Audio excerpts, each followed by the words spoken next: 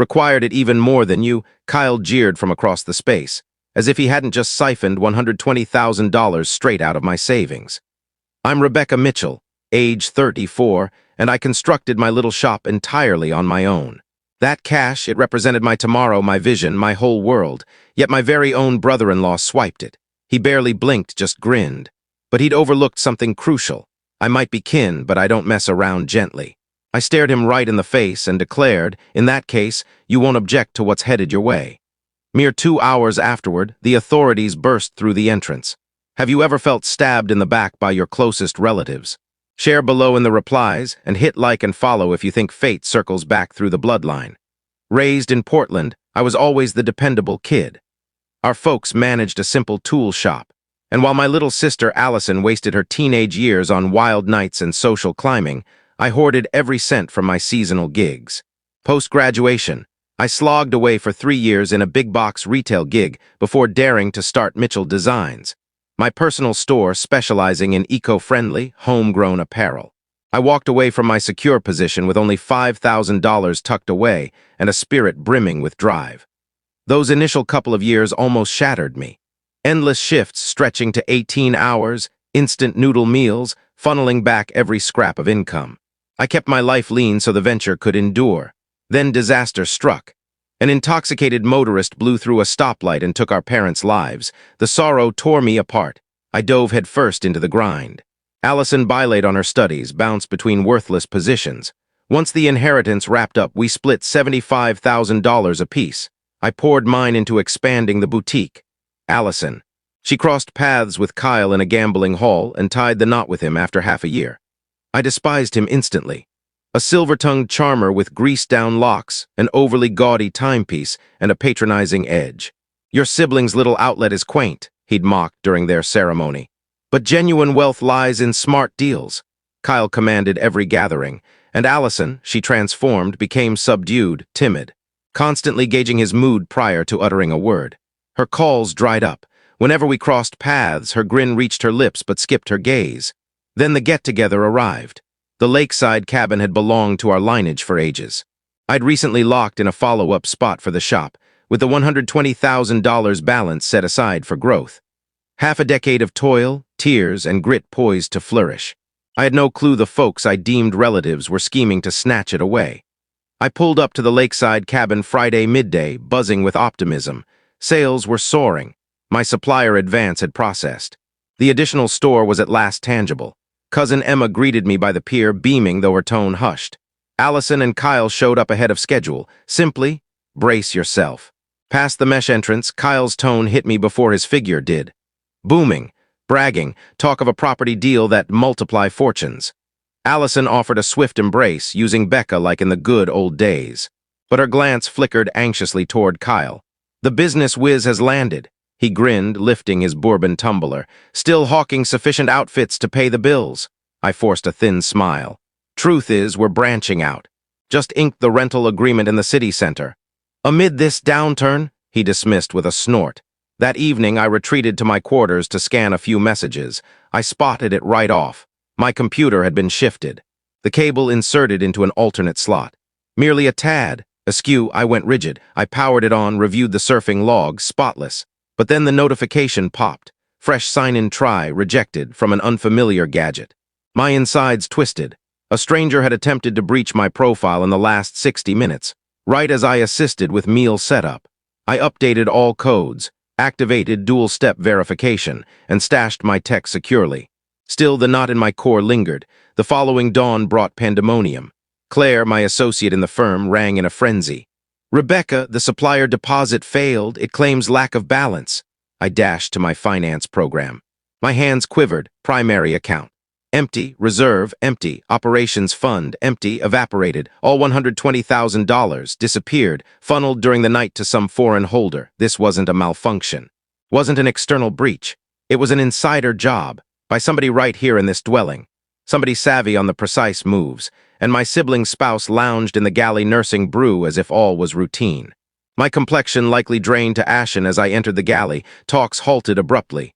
My funds are missing, I uttered, tone vacant. Every bit. Uncle Robert rose. What do you mean missing? I displayed my device. Over $120,000, sucked dry in the wee hours, rooted to a holder I don't know. Inhales, whispers. Emma hurried over, just a pair remained mute. Allison fixated on her mug, and Kyle, limbs folded. Expression blank.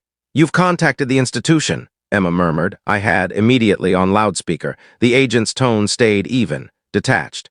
"Indeed, Miss Mitchell, multiple outflows happened from 11:42 p.m. through 4:15 a.m. via a trusted tool and spot." A shiver swept the space. "Your access code and verification prompts were inputted accurately." That landed like a blow. This went beyond mere scam. It was disloyalty. Personal, calculated disloyalty. An individual had exploited my machine, my connection. My entry, my stare fixed on Kyle. "You lingered by my computer the day prior. Did you enter my space?" Allison leaped to shield him at once. "Are you pointing fingers at my spouse?" Kyle's grin spread gradually. "Your kin's delusional. Perhaps your colleague botched the cash." "Then display your financial records," I pressed. "If you're set up so solid." His grin faltered, barely. "I owe you no justification." "Is that so?" I advanced. "Because if innocent, you'd be yelling fiercest of all." Allison's fingers shook visibly now. She evaded my eyes. Kyle clamped her side like a chain, and then he dropped it. Icy, arrogant. "We required it more than you." The chamber exploded. Uncle Robert bellowed. Emma inhaled sharply. Aunt Patricia broke into sobs. I held steady. I was already fishing for my satchel. "In that case, you won't object to what's inbound," I stated, my words forged in iron. The instant I snatched my device, Kyle pounced. "You're not dialing authorities," he growled, clawing at my arm. Uncle Robert wedged in, resolute. "Step back, Kyle." Emma tugged me rearward. Allison recoiled, features drained, not merely frightened but petrified. "Allison," I murmured softly. "What's truly unfolding?" She parted her lips, but Kyle interrupted. "We're through, pack up, we're out." "You're staying put till I reclaim every dime," I retorted. "Or I vow you'll be in irons before the gravel path," Kyle chuckled. "Nice try, that sum's vanished. Relocated, concealed, you'll chase shadows." That's when the thunderous crash shook the dwelling. The main portal swung wide. "Authorities, remain in place." A duo of uniformed figures strode in, trailed by an undercover lady brandishing her shield. "Rebecca Mitchell," she queried. I dipped my head. "I'm Detective Harmon, Portland Police. We got a scam warning tied to your holdings." Kyle blanched. "This is a mix-up," she silenced him. "We've got proof from your lender's tech squad, holding shifts, gadget markers. And your image, Mr. Henderson." His jaws parted, but silence followed. I drew forth my device. "I added safeguard apps last year post a breach scare. It snaps pics on entry bids, logs presses. Even logs usage trails." I passed the device to Harmon. "Take a look," I offered. "Sharp shots of Kyle at my machine, time stamps, network aligns, you'll uncover it all." Kyle's facade crumbled. "You framed me." "No," I replied evenly. "I shielded what was mine. There's a gap." As the figures restrained him, he yelled at Allison. "You believe you're secure, you're worthless sans me." She advanced, tone quavering yet firm. "I was worthless to you. Free of you, I can reclaim my true self." Detective Harmon eyed me. "With such solid proof, you'll probably retrieve nearly all the pilfered amount. And crucially, he can't harm others anymore." For the first stretch in ages, I permitted a breath. It wasn't finished, but I'd claimed the opening skirmish. 30 days on, I lingered in the gentle dawn glow of my follow-up boutique. Launched, flourishing, secure, Mitchell Designs had endured, not through chance but preparation, through heeding my instincts, and by declining to let disloyalty shape me. The lender restored 97% of the sum. The balance offset by scam safeguards, yet funds weren't the true triumph. It was Allison. She relocated with me, initiated separation papers, and signed up for courses anew. The dark rings beneath her lids are easing. She chuckles once more. She cooks once more. She's mending. She shared something yesterday evening while we diced produce like back with Mom. "You showed courage in guarding your creation, Becca. I aim to muster courage to reconstruct my own." And she will. Kyle confessed to scam, pressure, and false identity. He'll rot behind bars for years, but his hold snapped the moment Allison declared, "I'm finished cowering." This past weekend, we revisited the lakeside cabin.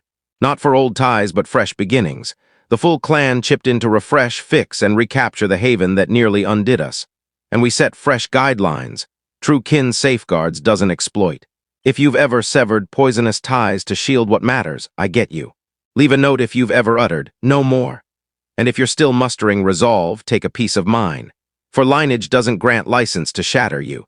and at times endurance echoes the strongest form of affection.